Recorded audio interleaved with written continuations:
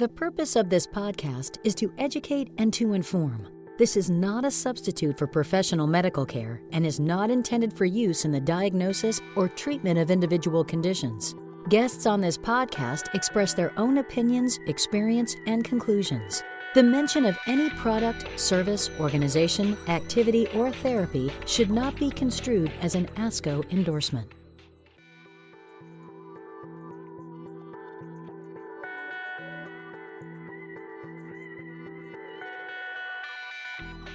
Welcome to this ASCO in Action podcast. This is ASCO's monthly podcast series where we explore policy and practice issues that impact oncologists, the entire cancer care delivery team, and, most importantly, the individuals we care for, people with cancer.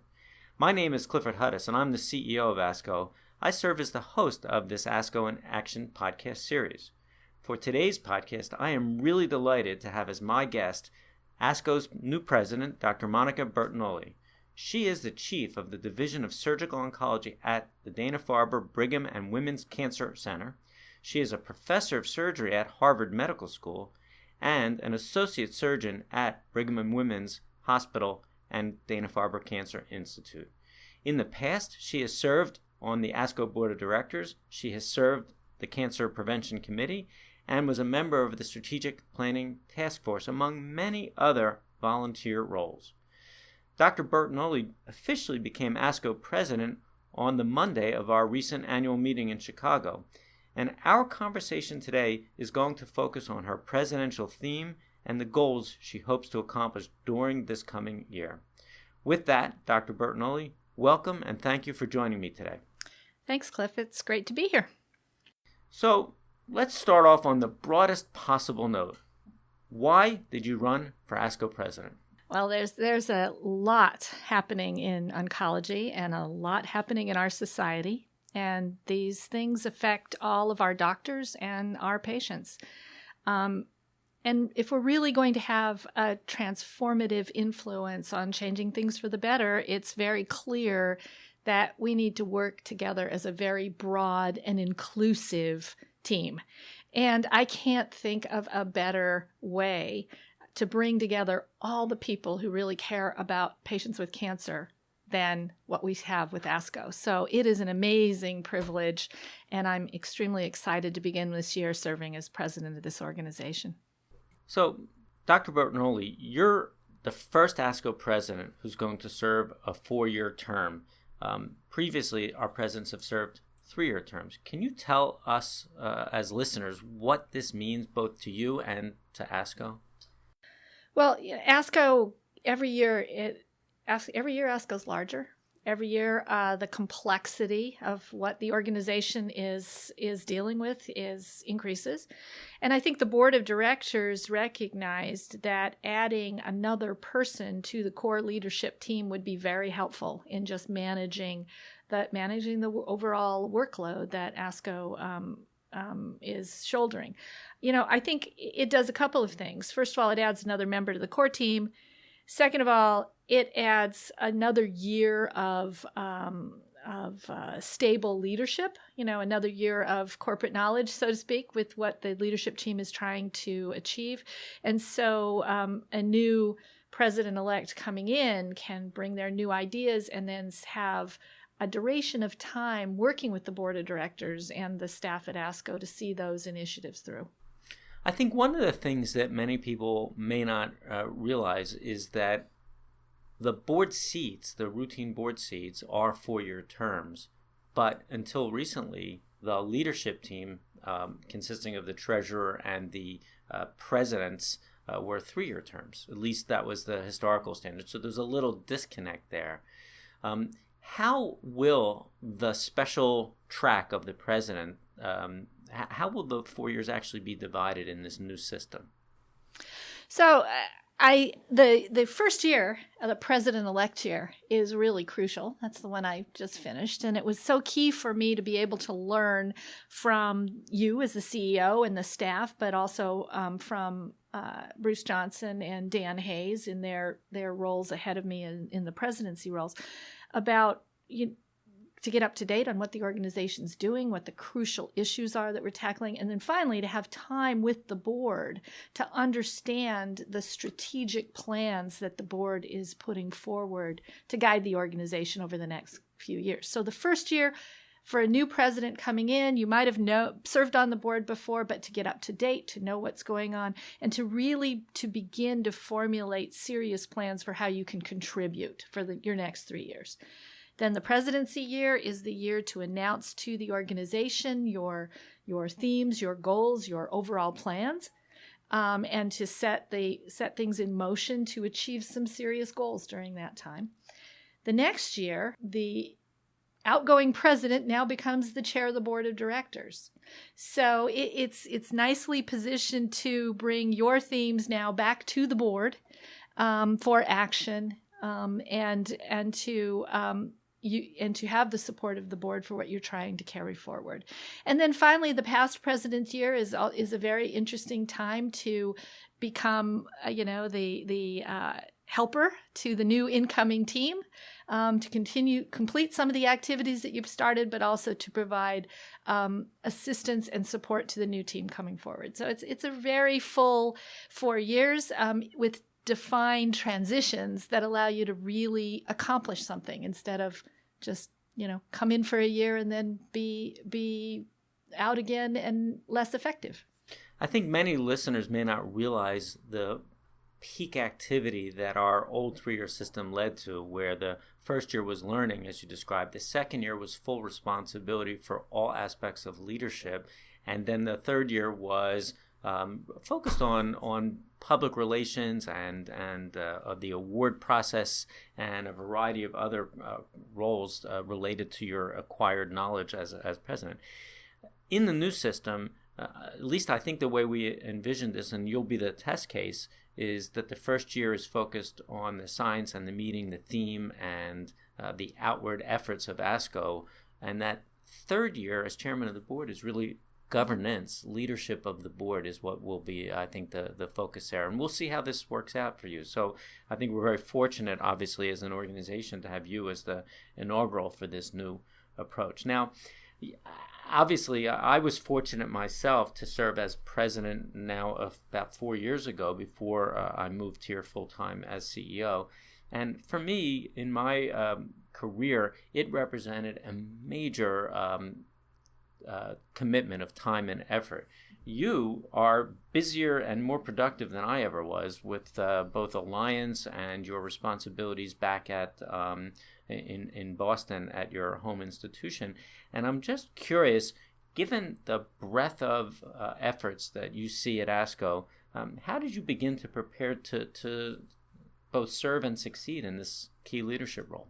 The goal of the ASCO president, the single job of the ASCO president, is to be the best possible voice for the organization. And I really tried during the startup year to think about how I could best use what I know to help the organization. So really what I did, it was wonderful to be able to participate in the strategic planning process of the board.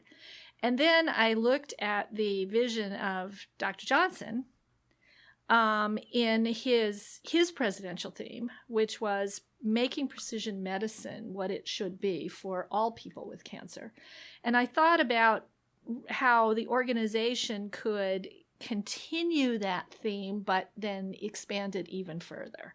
So what I tried to do is take some cues from the board and from Bruce Johnson and pick a theme and a focus that would expand on that. And so that's how the theme of what I came to be interested in was caring for every patient, learning from every patient. And the idea is precision oncology is changing the way we care for our patients, but there are other precision aspects to caring for our patients, and this have to do with where do our patients live? What kind of obstacles do they encounter? That might not necessarily be about unique biology, such as the conventional approach to precision medicine, but unique social factors that have to do with, that influence the way that they are able to, that we are able to care for our patients, and that our patients are able to survive and beat this incredible disease. So that's a pretty clear explanation for the selection of your theme, which we want to talk about. I think many listeners are probably curious, though, about how you're integrating that with both your prior roles and time commitments of being ASCO president added to those roles. Yeah, so my major time-consuming role is that I serve as the group chair of the Alliance for Clinical Trials in Oncology, which is one of the NCI-funded NCTN cancer network groups. And there I work with an amazing team, both internal to the NCI as well as fellow group chairs who run the other components of the network to try to bring the best possible clinical trials to patients and doctors in the United States.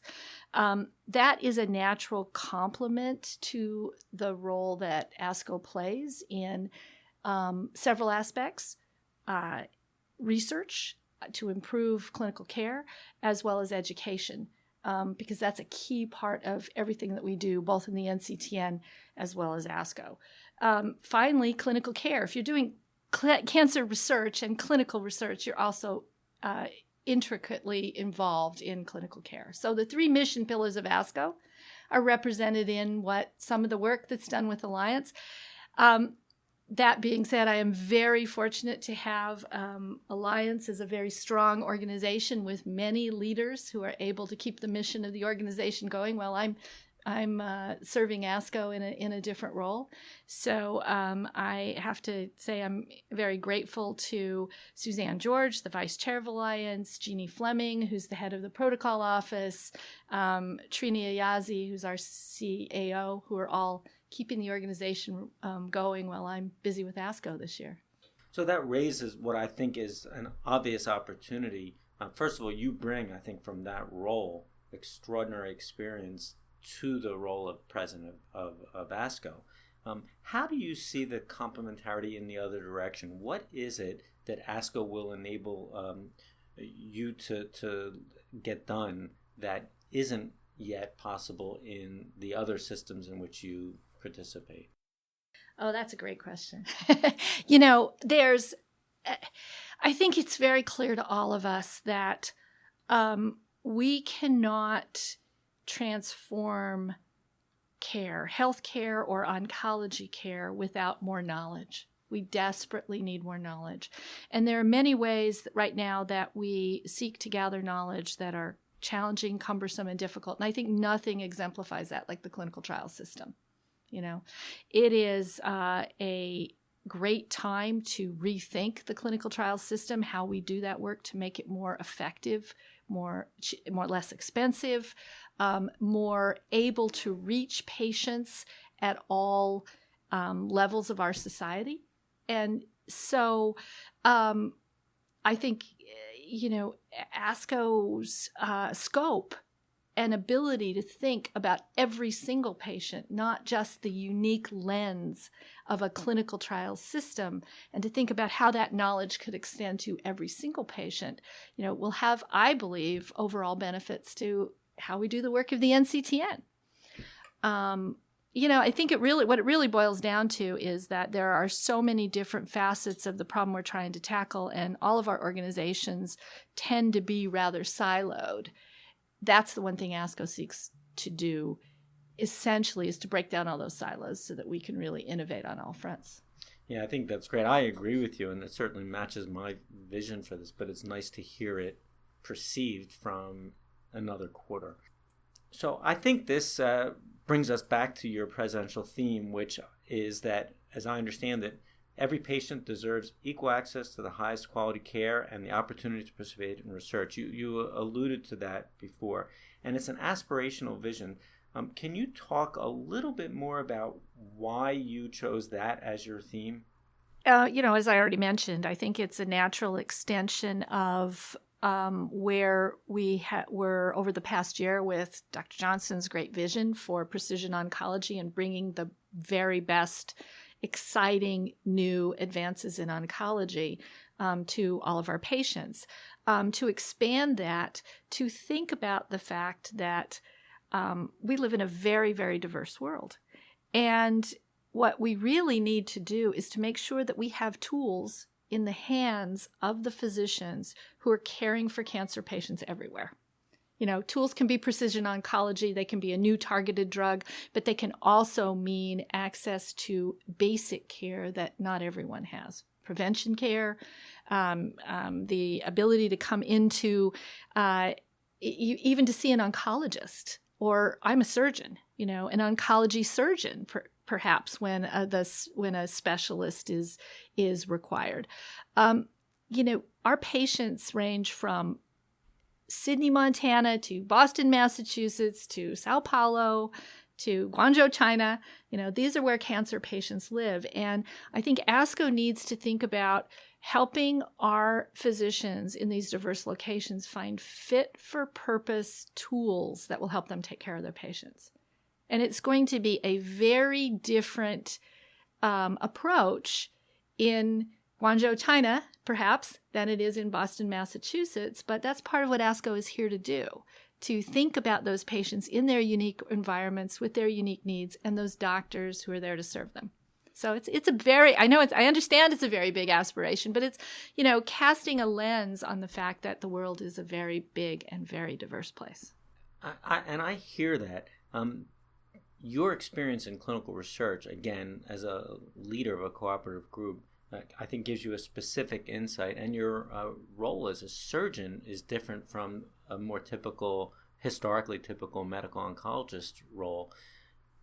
What do you think is the single biggest barrier to achieving this vision of learning from every patient, caring for every patient? What is the thing that we should do first? I think the essential feature that we should and can do first is to facilitate communication and understanding of this diversity. I really do think, our world has gotten much more connected with technology, but we're still too siloed, even in that technology. I mean, we're beginning to understand now that, our chat rooms and our internet journeys still keep us in a very siloed place. And we can't have that in oncology. The first thing we need to do is to understand, to learn from our patients and our doctors. And there are many, many environments where even an organization like ASCO is not as familiar as we should be. So the first is, I think the most important part of the mission is learning from every patient, and that means everywhere cancer patients go. So it's as simple as opening the communication lines to understand what challenges are being faced by this very diverse set of physicians and patients that we're here to serve. So that would be my first goal. So I want to expose something about you. Won't make you uncomfortable, but that I think many of our listeners won't know, and I think may inform some of what you talk about so passionately. You grew up on a cattle ranch in Wyoming. You did some of the gritty day-to-day jobs that are required on a ranch, which I'm sure is quite foreign to at least many of our listeners. How did that background shape who you are today and your work as a surgical oncologist and as a leader? I have to admit, I think you're right about an approach to the way you handle challenges that comes from that kind of environment. When you grow up in a rural location where there are big jobs to be done, the only way you get them done is by counting on your neighbors to help.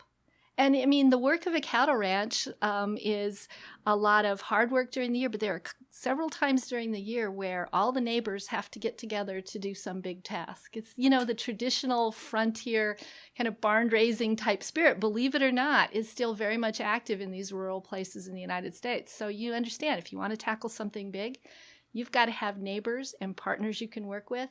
They are generous to you, you have to be generous to them. So that is a central principle.